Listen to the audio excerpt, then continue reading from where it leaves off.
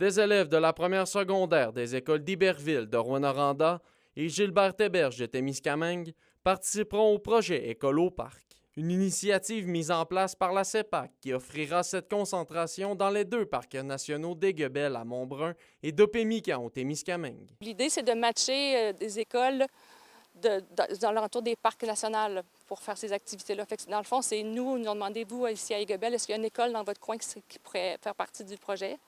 On a contacté Iberville puis ont accepté d'embarquer dans le projet École au parc. Mais c'est vraiment le siège social. C'est pas nous, le Parc national d'Aiguebelle, qui a développé ça, là. Les jeunes apprendront des aspects qui touchent l'harmonie avec la nature. Il y a 3 aspects, dans le fond, qui vont être vus pour le secondaire 1, parce qu'éventuellement, ils visent tous les niveaux du secondaire.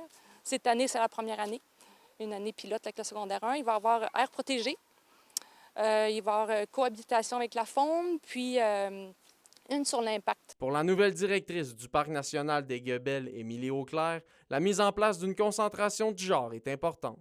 Elle permet de valoriser le vaste territoire de l'Abitibi-Témiscamingue. Moi, je pense que dans nos écoles, il faut de plus en plus parler de notre territoire. On a un territoire qui est spécifique en Abitibi-Témiscamingue et on le connaît de toutes sortes de façons, mais certainement peut-être pas assez pour être capable de le valoriser puis de l'aimer.